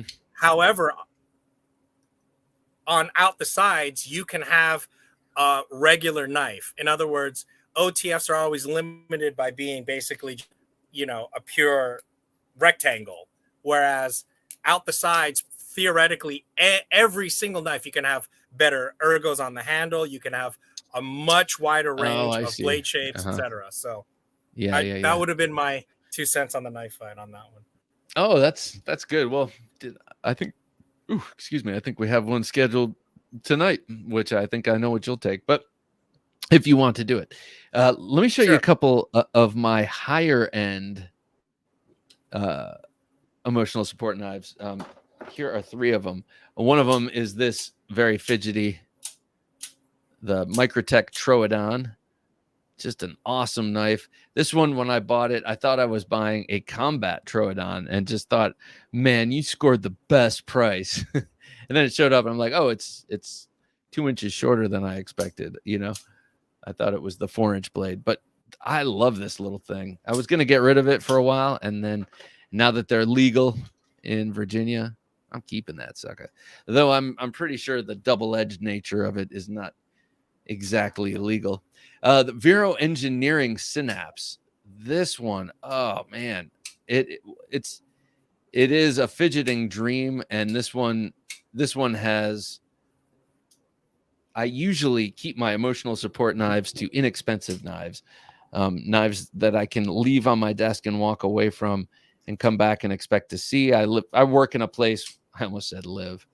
I work in a place where you can expect that anyway, but why tempt fate with a $300 knife? But this is one of the ones I actually do tempt fate with because it is so pleasing. This kind of flipper, I love this kind of flipper. Just a tiny little bit of the tang exposed, a la the early modifications that people were doing to the Boker Burnley Quaken. This one right here is also one that I love. This is the Off-Grid Knives Black Mamba version 2, and it looks like the Enforcer, except it's a little bit smaller and it's in titanium with this really cool pock marking, or I guess that's not what you call it. It looks like a honeycomb or like a golf ball or something. Just a pleasing knife to touch and to have in your hand, and then also to use and actuate. It's just a really nice. I love the Off-Grid Knives, but they also do a couple. I mean, they have an Elite series, and this is part of that, where they pull out the stops and upgrade the materials, and I love them. So these 3 get quite a bit of that sort of gratuitous action, but yeah, I like those suckers. So Artisan Cutlery, I showed you this Sirius. Do you like this knife? Have you had this? Oh, whoops, wrong one. I have lots of front flippers, and I can do without it. I do love Laconico's sleek lines, though. There's something very elegant, something very pleasing about how he has such simple lines that he really follows through. Ray Laconico was one of the first designers that where I took note of, like, oh, he has really cool designs. Since then, now I notice lots of designs. He was the first one for me that really I remembered, because I like the lines so much of his designs. Yeah. I too, I think his lines are so sleek and perfect and simple, and there's like nothing extra, nothing like I said, right. And it's almost automatically becomes a gentleman's knife, which is impressive. Yeah. 9198 David says, I have a knife stand, not a night stand. Emotional support knives are a must. That's funny. A knife stand. EDC Oz says, can't wait to see if Hogue does the RSK Mark I fixed blade in high HRC 6364 Magna Cut. Well, tune in on Sunday. Is it this Sunday, Jim, or next Sunday? We have Doug Ritter back on the show. We talk about a bunch of things, and we do touch a little bit on that. On Magna Cut. You know, they had the Magna Cut and carbon fiber RSK Mark I folder. It sold out in 24 hours, and he didn't want to talk much about it because they're unavailable, and the next run isn't happening for a while. So he's like, you know, I don't want to spend too much time getting people psyched about it, but so I'm not so sure. Magna Cut is a bit of an expense, and it's also the expense is more on the machining part. From what I've been hearing. Dan Satermo says, I totally remember that game, Operation. The patient only had his nose light up red, not die. Yeah, and it buzzed too. If you touched each little hole had metal on the side, and if the tweezers touched it, it buzzed. It takes a very steady hand. That was the commercial. EDC Oz says, Ray Laconico spear point blades make me happy. They really are just beautiful. But let's look at the handle here too. I mean, the handle is it's perfectly ergonomic. You know, it's like it's nothing. There's no design to it.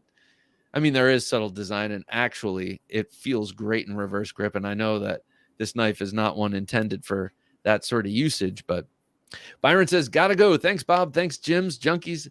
Until next week. Byron, thank you so much, sir. Always a pleasure to have you with us, and thank you for your support. It's greatly appreciated. Get yourself one of those big Bowies for an emotional support knife. And if you don't feel like dropping the heavy cash, take out like a look at the Undertaker Bowie from Condor and a couple of other. They have some cool Bowies. So good night, Byron. Great to have you. Do you have the Undertaker Bowie from Condor? No. Okay. For some reason, I thought you did. All right, so I brought this out earlier, and it just so happens to be a news story also. But this is the Copus Designs and Ed Calderon Elvia. And this is my version. I had it wrapped by Josh Mason of Bright for War Knives. He did a beautiful job on that Sukamaki handle. Is that what it's called? Sukamaki? Sweet. But these are back in stock over at Knives Ship Free. Now, last time they had them, they sold out immediately. They came out with two versions this time, one that looks like this, and then they have an alternate version that has a little scoop cut out of the back of the blade. And it's not sharpened on that. Oh, right there, the one on the bottom. So I went on their website this afternoon while I was coming up with a run of show for tonight, and saw that I think the only ones that are available now are the ones that look like mine. The one with the alternate blade shape, which personally, now, it looks kind of wicked, but I see no purpose for that. Oh, wait, I'm seeing a purpose for it. It's like a thumb swale if you use it in forward grip. I do see that. All right, so it could have some purpose. It also looks kind of wicked. But yeah, it would be somewhat useful on that side. But anyway, if you like this design, it's 154 cm, and that's an injection molded, fancy plastic handle. It feels good. It's very slender. That's another reason why I got it wrapped is I was wrapping it with paracord. I wanted it to be a little chunkier because I don't plan on hiding this in my front pocket. That's one of the deals with this knife is that if you don't wrap it, it's slim enough with that injection molded handle. And if you don't put a clip on your sheath and you just drop it in the pocket like this, and imagine no wrap and no clip, it's a thin package, and it can sit in your pocket until you need it and not really show much evidence. Now, if you have tight pants or whatever, it will print. But if you have it in a pair of loose pants and it's just free floating in your pocket and then you need it, you can pull it out and hook the sheath on the inside of your pocket with that little hook as you do, and unsheath it, and there you go. You got it in hand. So it's a pretty cool knife. Tactical in nature in terms of reverse grip, pick call style, gross motor motion fighting, but it's actually an extremely useful EDC knife too. I mean, it's based on a fruit knife. So think of all the things you could do with a fruit knife, but also think of all the utility applications you have with this thing. Cutting open boxes of other Elvia knives.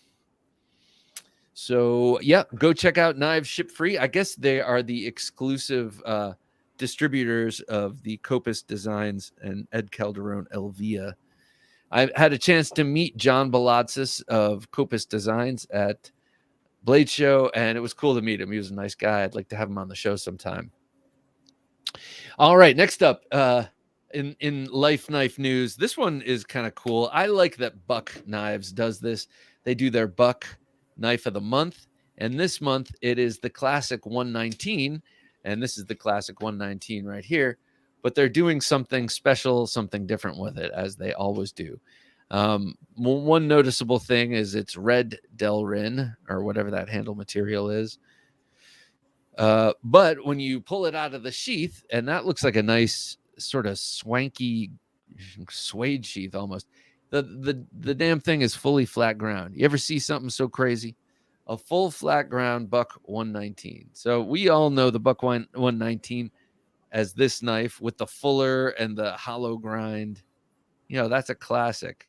I've been seeing this in hardware stores my entire life, you know, and more recently in Walmarts and whatnot. It is a very popular outdoors and hunting knife, especially among, you know, the American set. And to see them come out with a full flat grind version, I think it's cool. I don't know, you know, if you're a collector, I think that's really cool. I'm not sure what it's for a collector, what the benefit would be. Yeah. Now, do you think? Well, we are going to be talking Saber grind versus flat grind. So, what do you find the benefits in an outdoor knife of this type would be in going full flat grind, besides just making it different and unique? I mean, because the Saber grind, I think the 119, is it hollow on the bottom? Is that right? Yeah, it's a hollow grind. Yeah. So a full flat will give your edge a little bit more strength. So I mean, you've got your choice of having a hollow, making it slicey, plus a full flat on the spine. So that's where your strength is going to come from that. But if you do a full flat, it's kind of combining both worlds, where it's going to still allow you to be slicey, not as slicey as a hollow, but it'll give you more strength than a hollow grind by being full flat. So, which is why I assumed Spyderco did that. It's kind of a compromise with both strength and sliceability, you know, sliciness. Yeah, that is right. Okay, so I look at that knife. I look at my 119 and I think that's great for hunting. I mean, I'm assuming because of that hollow grind, that sliciness. I will find a Sinister Knife. Sinister Knife says, I will finally get some Magna Cut next week. 65 HRC. I hope you're also getting a shipment of belts. I don't even know what it's going to look like. Maker's choice. Oh man, that's funny. Yeah. You'll need some extra belts from what I hear. Especially if it's heated to 65. Madon. That's killer, says EDC Oz. I love the 119. I always have. But I could see the full flat being good for more wood applications, like it would make it more universal. More, you'd be able to do more types of outdoor bushcrafty type stuff, which would be less likely with a hollow. I mean, that hollow is really there to make that Buck 119, you know, a good skinner, you know. But yeah, you don't want to probably do too much with the hollow grind edge in terms of more heavy duty uses. Whereas with a full flat, you might feel a little bit more comfortable doing a little bit more hard work with it. Yeah, I mean, we've all, if not done it ourselves, we've all seen some of our favorites batoning wood with full flat ground knives. That's the way to do it because it's kind of wedge like, so I could see someone taking that buck 119 if they weren't just collecting it, which is what it is. It's a collector's knife. It's a buck of the month, but I could see someone taking that and using it for that, like kindling and all sorts of outdoor kind of stuff. Whereas, yeah, you're right. This one is pretty darn thin behind the edge. It is with that hollow grind. It's very thin. And then look at how high, look at how tall the sharp, the cutting edge is. Does that look tall to you? Can you see? I don't know. Maybe it's hard to. That's why it's really it's a hunter's knife. It's a great skinner. Yeah, very slicey. That's what it's made for. Yeah, and that's what it's been used for. I can't imagine how many of those they've sold over the years. Oh yeah, man. And this was even in a movie poster. I think it was Scream, like the original Scream movies. Oh, was it? Oh, that's right, wasn't it? Yeah. Yeah, that's right. That or that's the original Scream knife, isn't it? Yeah, or the 120. I think the 120, the longer version of this, I think is what they used. But yeah, it's that classic blade shape, the Scream knife. That's funny. I always think I had the Sog Super Bowie out before, and I was talking about the Sog 6-inch version of this. And the first time I saw that was in Boston in 1991. When I went to see Terminator 2, that was a funny day, and I saw him stick the knife, or Sarah Connor stick the knife in the table before she goes off to kill the guy who started Cyberdyne Systems, and she walks off and leaves and then the camera kind of just pulls in on the Sog. I'm like, why did she leave her absolutely stunning and awesome knife just sticking in the? Like, she's really distracted if she forgot her knife. It's cinematic. It's a mic drop. I guess in this case, it's a knife drop. Yeah, exactly. My line when I was a kid, like I thought that in a movie, every time a character like, say, John Matrix in Commando, every time he shot someone and killed someone, I was like, pick up the gun. Like he'd just be walking around with 50 guns on his back, but I was like, pick up the gun, get the ammunition. What are you doing? Yeah, but then the fight choreography would be out of the job. Yeah, exactly. And the hero would be laden down with extra unused weapons. Let's do a knife fight. Sure. Never Enough Knives 007 says definitely a classic, but more of a general purpose camp utility design. Yes, I always thought that the handle thickness on this was kind of funny. It's a little thick. It does this weird thing where it's as thick as the guard. See that? I think the general view is that the handle needs to be updated. Yeah, I've heard it said before, and yeah, it's. I would agree, but and then part of me is like, well, I don't know. I've never skinned an animal, and if this is part of that, like, is that because it's a slick material they were working with, so they wanted to make it big so that it wouldn't get lost in a big man's hands while he's got blood? And I don't know. Just thinking, which can be dangerous. All right, so knife fight. Let's do a knife fight. The knife fight tonight is full flat grind versus saber grind. Okay. And you can choose which one you prefer. I don't know. I don't know what I'm going to say for either, so I'll have to make it up. All right. Well, then I'm giving you saber grind if that's how you feel about it. Okay, sure. Okay. I think I have one argument for each, and I'm going to just milk it for a minute. All right, sir, go ahead. You have saber grind and 1 minute starting now. Okay. The worst thing that could happen to you is for your knife to break. There's no fixing that. You can fix the edge. You can resharpen it. You can do all kinds of repairs to the handle, etc., etc. One thing you cannot fix is a broken knife where it's full catastrophic failure. That saber grind is going to give you the absolute maximum strength that you can possibly get out of whatever knife steel and thickness that you have. That geometry, that design is going to give you the maximum strength. which is why they made sabers out of them, because sabers were not for piercing. They were made for slashing, literally taking people's heads off. And that's why you need that strength, because if you have enough velocity, even if your edge is sacrificed or it's not very thin behind the edge, that strength is going to do tremendous damage. And the last thing you want is a fully broken blade. And I don't know how much time you need. You need one of those little. Yeah. You know what? You went beyond it, but your argument was good. I was trying to see where you're going with the saber thing. Good argument. Okay.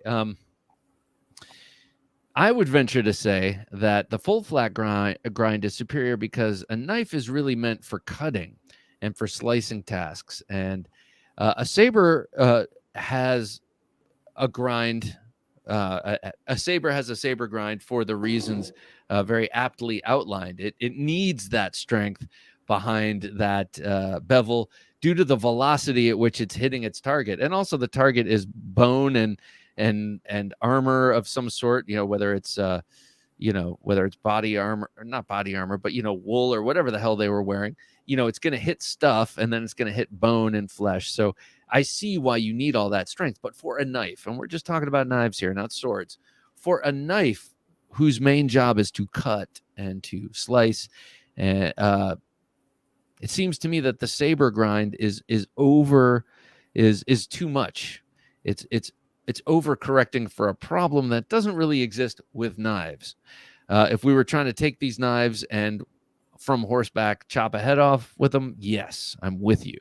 Saber grind is the way to go. But for a knife and for your average everyday cutting chore, the full flat grind is superior. I agree with you. Because you know me, I prefer a hollow ground 100% of the time. Because I'm just not, I'm 99% of the time, it's tape, thread, paper, coupons, and maybe a little bit of cardboard. And that hollow grind is what I want, because I'm just not, I'm not a hard use guy, you know? So, I do like the hard use items like this. I love it. And this is saber ground. I have a ton of them. Yeah.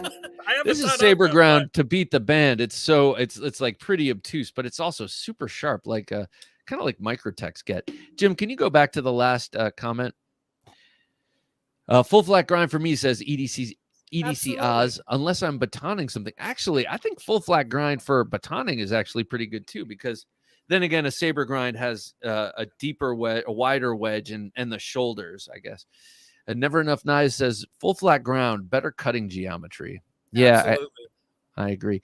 EDC Oz says strong argument, Hollywood. Purely true debate format. Yeah. Purely theoretical. My daughter did a debate camp this summer because she and I have always loved to kind of debate ideas and argue things like that. And there was something about letting kids, I can't remember what it was, but I think it had something to do with kids and knives. Sinister Knife says, plus sometimes you got to slap someone with the flat. I agree. That's along the lines where I was arguing. Kevin Moore says, the other argument you could make is for the fixed angle ones, saber would be easier because that clamp. The problem with full flat grinds is it's hard to get an even clamp. Yeah. So yeah. And then when you exert pressure on the edge, it wonkifies it again. Kevin says, my emotional support is not a knife. It's the Quill XL. I carry it every day. I use it throughout the day. It's an extension of my very being. Don't get me wrong. Love my blades, but that Quill. Yeah, I'm with you. And you put a little bit of paracord on yours, if I remember. Flat delivers a better slap. Yeah. I hear that. But I don't know. The spine of a saber ground might actually do a great job. Dan says, actually felt like Hollywood won that debate. Sorry, Bob. Really? Well, I know you're just being nice to him because he's a guest, and so I appreciate that, Dan. Yeah, Hollywood's got some good argument debating skills. Like I never see you get emotionally attached, which is good debating skill. True debate. Yeah, exactly. It's like you have to be able in a debate to argue that no one should be able to possess knives. You should be able to argue that with as much gusto as the other, as what you really feel, because that's a debate. That's taking a little far. No. But I mean, like but I know what you mean. Yeah, for pure debate, you should be able to walk into a room and be able to understand any argument from any perspective. That doesn't mean you have to agree with it, but you have to try and understand it. And so when I debate with my daughter, it's always like, all right, I don't think girls should be allowed to get jobs. Let's debate. No, Dad. I'm like, no. You're debating that girls should not get jobs. Like, how are you going to do that? And it pisses her off. Yeah, sure. And she gets hot, but it's all in fun. And she comes up with good arguments, man. Kevin Moore, let's see. K Mason says, Kevin Moore, what is your carry method for the Quill? I recently got one, but just drop it in the back left pocket. Yeah, I dropped mine in my pocket too. I've never been stabbed by my Quill. Knock on wood. That would suck. You can also do something like this. Like, so currently I have a Liberator in there, a G10 Liberator, but you can do something like this. I made this one, but you can find these, anywhere. Just a broader, wider EDC folder or a slip, and you can, like my Quill. I don't have the XL Quill, but I can fit the whole thing in there, and then just a little piece hangs off, and it Did you wet fits form good. that, or did you just get that over time? I just got that over time. I did not wet form this because I've put a bunch of. This used to be how I carried my 110. Because none of my slips I could carry a 110 in. And then I made this and carried the 110 like exactly twice. And I'm like, damn, this thing's heavy. Even in a leather slip, or especially in a leather slip, I guess. Dan says, I too love the hollow ground. Let me start over. I too love the hollow grind and think everything depends on how the knife is going to be used. Yeah, no doubt. No doubt, but also, I mean, this is where I ran into the issue with the edge thing, polished or toothy, and it's like it depends on what the knife is being used for, yes, but that's not an argument when we're talking EDC, because if we're talking EDC or tactical or whatever, pocket knives that you're carrying all the time, you don't know what you're going to use it for. You're going to slice your sandwich sometimes. You're going to have to cut cardboard sometimes. You're going to have to like do delicate paper. I don't know, whatever it is, you're going to have to do a bunch of different things. So you can't know what it's going to be used for,